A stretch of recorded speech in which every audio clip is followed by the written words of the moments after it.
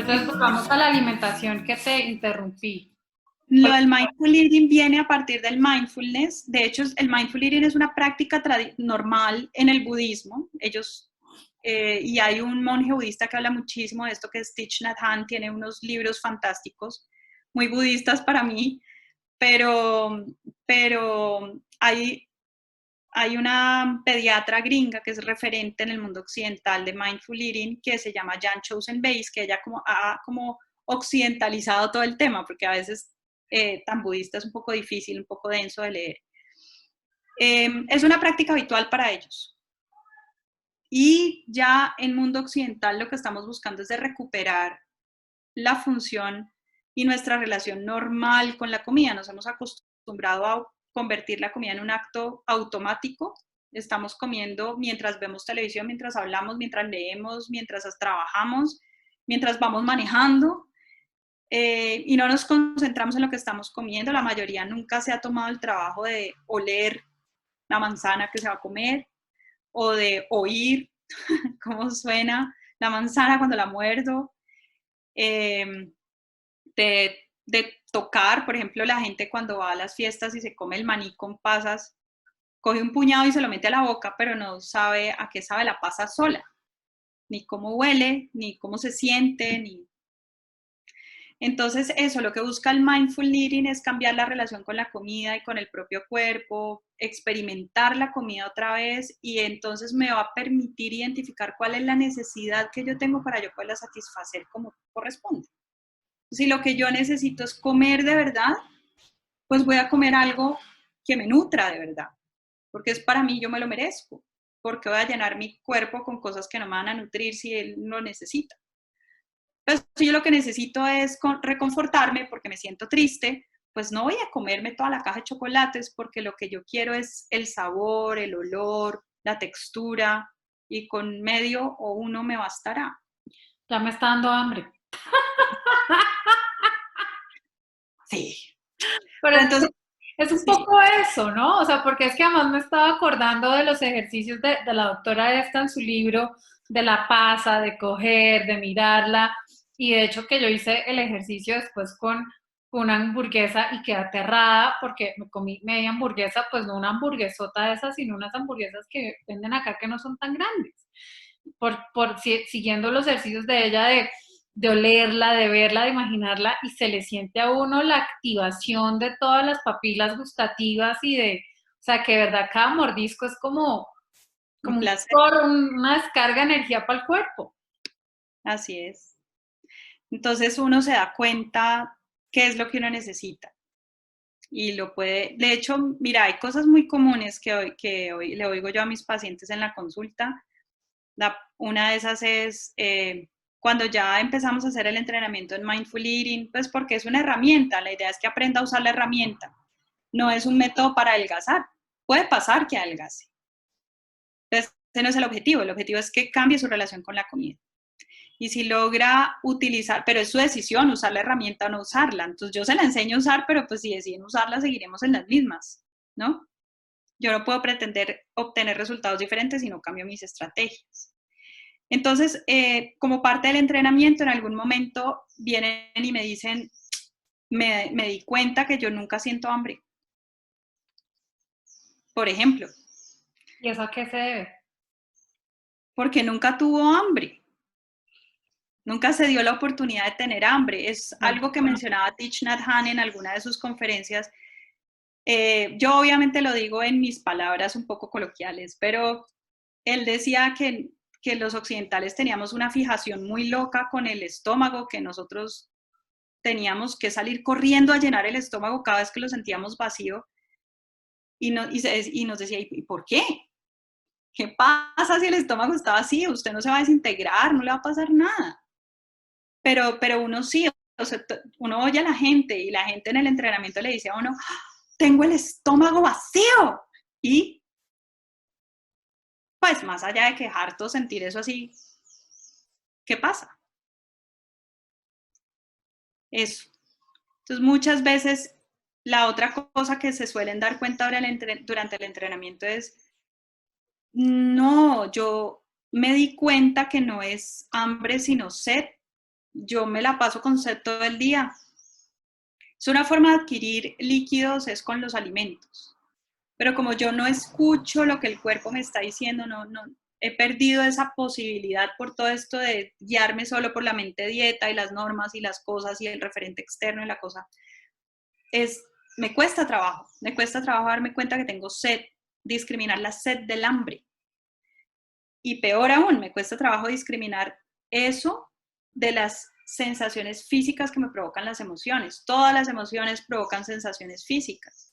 Entonces, por ejemplo, la ansiedad. Entonces, la gente me dice, es que yo tengo ansiedad por comer. Y ahí empiezan, ahí es donde me miran más raro porque les digo, eso no existe, eso no existe. Me está diciendo mentiroso, no. O tenés hambre y lo manejas con comida. Perdón, o tenés ansiedad y la manejas con comida, o tenés hambre y no te has dado cuenta y estás pensando que es ansiedad. Por eso, porque la ansiedad provoca unas sensaciones físicas muy parecidas a las del hambre. A las del hambre. Y yo para allá, un poco cuando estabas hablando del hambre, ¿qué pasa con el hambre emocional? Digamos, cuando ha habido deprivación afectiva, que tal vez como que esa sensación del estómago vacío es como una sensación, por esto mismo que estás diciendo, ¿no? Por esa vinculación de las emociones y su manifestación física. No sé, digamos, si el hambre emocional y la necesidad de tener el estómago lleno puede estar relacionado con una necesidad afectiva también de como de sentirme pleno, de sentirme suficiente. Puede ser, no necesariamente, es que nosotros no somos receta de cocina. Entonces esa es la otra cosa que hacemos nosotros, que hago yo pues con mis pacientes. Yo te enseño la herramienta, pero eso te lo puede enseñar cualquier persona puede aprender mindful eating, eso no tiene mucha complicación en realidad. Y es fantástico y es muy bonito y hay gente que lo enseña mucho más bonito que yo, o sea, sí, eso lo puedes aprender en cualquier lado. ¿Qué pasa? Que como la conducta alimentaria está ligada a tantas cosas, como te decía yo, tantas cosas que vienen que hemos heredado por evolución, por la historia de nuestra familia, que hemos heredado y que hemos ido aprendiendo a lo largo de nuestro crecimiento, de nuestro desarrollo y que va ligada también a mi carácter, si yo soy más evitativo, más combativo, más pasivo. La conducta alimentaria es como la puntica del iceberg y eso va ligado a un montón de cosas. Entonces, cuando empiezas a aplicar la herramienta, empiezan a salir todos estos detallitos de fina coquetería. Que si la persona que te está entrenando no tiene ni idea, te va a decir, bueno, la pasa, pues sí, ¿qué vas a ver de qué está hablando? ¿Me entiendes? Entonces, pueden aparecer cosas como esa, pueden aparecer cosas como que es que yo me di cuenta que yo como papas porque era lo único que yo compartía con mi papá. Entonces, si vos me decís que no coma papas, pues eso no va a pasar, yo me las voy a comer igual y entonces no voy a bajar de peso. Yo oigo mucho ese tipo de cosas, por ejemplo, en clínica de obesidad. De la comida tiene una carga emocional muy, muy, muy alta. Y si yo le digo a esa persona, tiene todo el sentido del mundo, tienes que bajar la ingesta. Sí, tiene todo el sentido del mundo, todos lo sabemos. Tienes que comer más sano, tienes que comer menos grasa, menos sal, sí. Pero si yo no le doy las herramientas para satisfacer su verdadera necesidad, eso no va a pasar. O sea, lo va a lograr un tiempo, todos hemos hecho dietas, pero después la va a abandonar y va a volver a subir de peso. Entonces, lo que buscamos, pues hacemos primero el entrenamiento en Mindful Eating para que retome la conciencia corporal y empiece a cambiar la relación con la comida. Y luego aplico estas terapias de tercera generación para ayudarle a la persona a encadenar esto con sus valores, con la persona que quiere ser, con la vida que quiere, para que construya la vida que quiere construir y de acuerdo con eso pueda satisfacer sus verdaderas necesidades y pueda, no que yo le dé cuáles son las estrategias, que él las pueda diseñar para satisfacer su verdadera necesidad. Eso es súper bonito y es muy, muy, muy interesante. Todos somos diferentes, no todos tenemos falencias afectivas no, es diferente.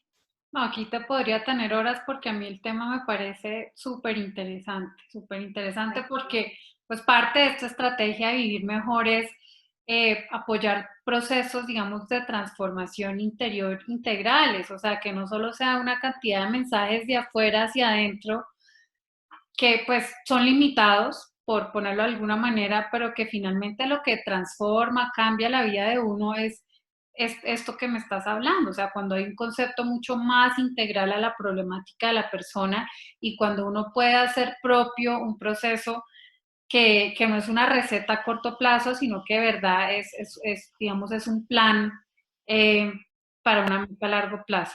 Entonces me encanta. Diste un webinar hace poquito, contanos y al final acá vamos a poner el link y yo ya mismo también lo voy a ver porque es todo esto que nos estás contando, pero más a profundidad.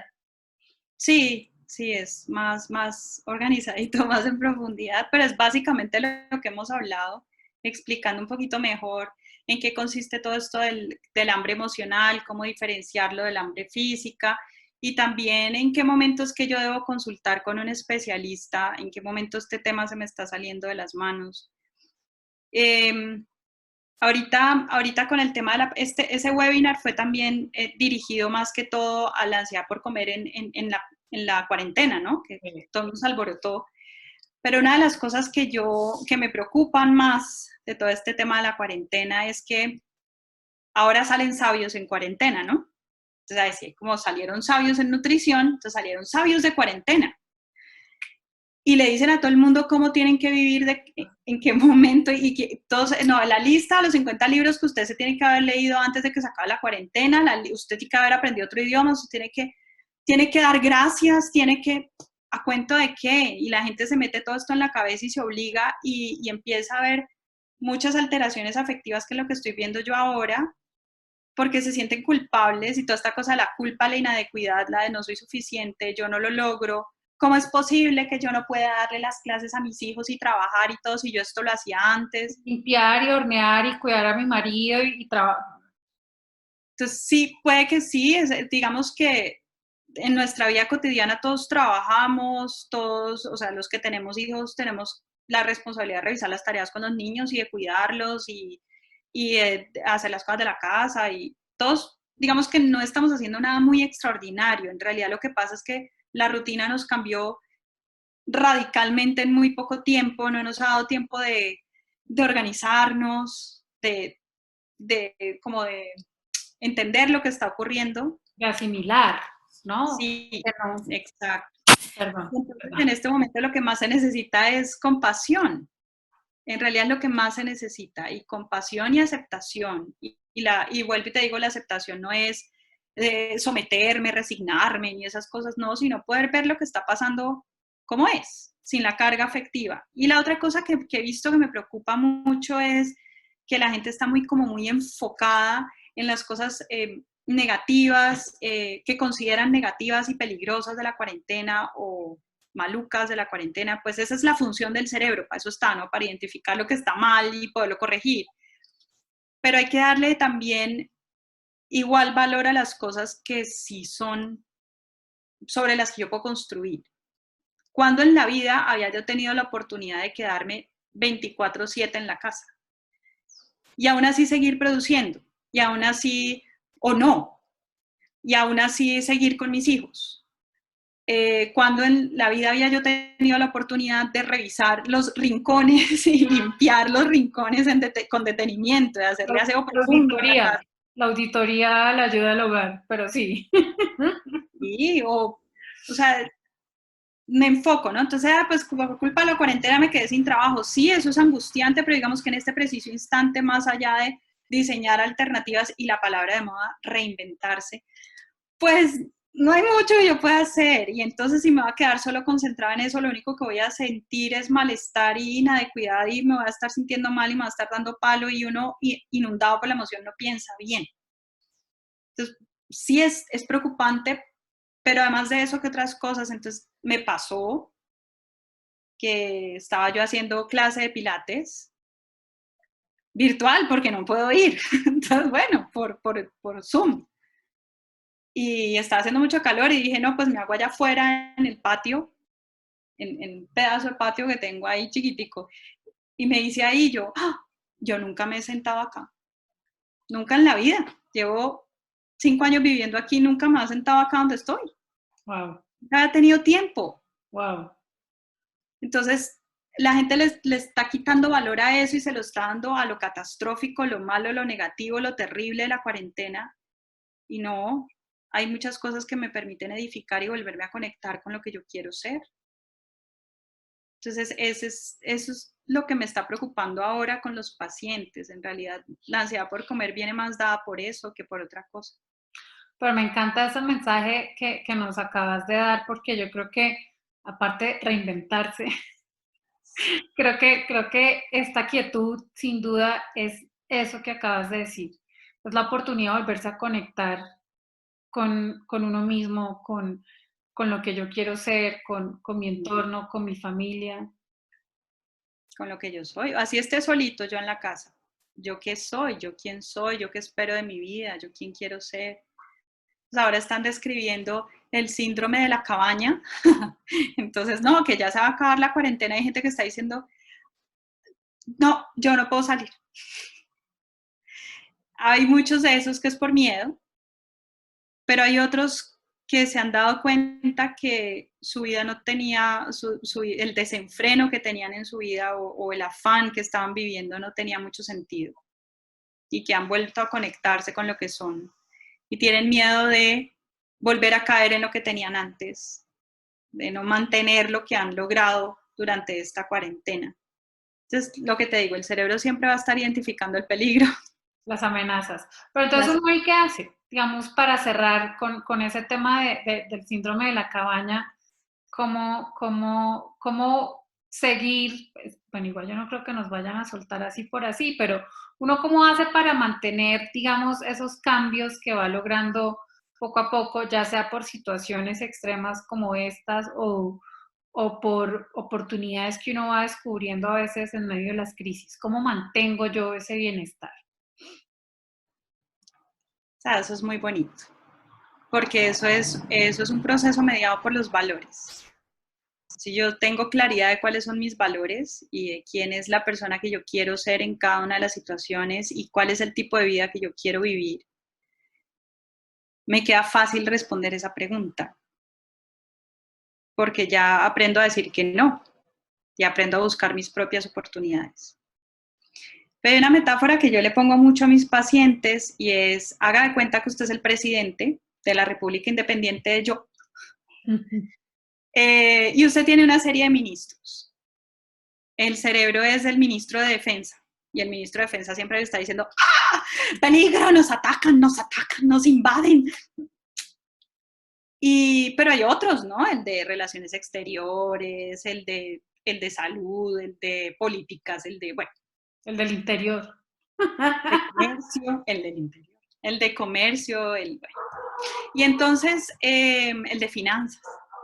Entonces, lo que suele ocurrir con nosotros es que el ministro de Defensa nos levanta de nuestra silla presidencial y se sienta ahí y empieza a dictar qué es lo que tenemos que hacer. Y uno empieza a actuar así, a hacerle caso al ministro de Defensa. ¿Cuál es el problema? Que yo nunca voy a tener las de ganar. Por ejemplo, a mí me da miedo ir a reuniones sociales. Pongámoslo con la comida. A mí me fascinan los brownies. Esa es kriptonita para mí. Me encantan los brownies. Y entonces un día viene el brownie. Y entonces me dice el ministro de Defensa, no te podés comer ese brownie. Y entonces yo digo, no me lo va a comer. Y no me lo como y me volteo. Y se voltea el ministro de Defensa y me dice, mucha bruta. ¿Y qué tal que después no consigas brownie? Y no te lo comiste. Entonces me volteo y me lo va a comer. ¿Cómo te fuiste a comer ese brownie? Mucha bruta. Nunca tengo las de ganar, porque él siempre va a tener que identificar el peligro. Entonces, la invitación es, tampoco se trata de sacar al ministro de Defensa del cuarto, porque entonces es mucho esfuerzo. Yo tengo que mantener la puerta cerrada porque el man va a querer volver a entrar. La idea es poderle dar el valor que tiene. O sea, usted que es en la silla del ministro de Defensa, que aquí el presidente soy yo lo escucho. Sí, claro que si usted tiene un valor muy importante en mi vida, igual al que tiene el ministro de Salud, el ministro del Interior, el ministro de Economía, o sea, yo lo escucho a usted y lo escucho a los demás y yo soy quien toma la decisión. Eso es básicamente lo que me invita a hacer las terapias de tercera generación, en particular una que me gusta mucho, que es la de aceptación y compromiso, que es la que más me gusta a mí. Pues yo creo que ese es el mensaje para esta cuarentena, que realmente el miedo ha sido una emoción gobernante. Es decir, al ministro de Defensa, vuelve a tu silla, que el presidente soy yo, ¿no? Sé que mando yo. Ay, Estelita, qué dicha tenerte, de verdad, me No, muchas encanta, gracias. me encantan estos temas. Esperamos tu libro próximamente. Y bueno, de pronto te volvemos a molestar para más temas interesantes. Yo feliz. Muchísimas gracias por la invitación. No, con gusto.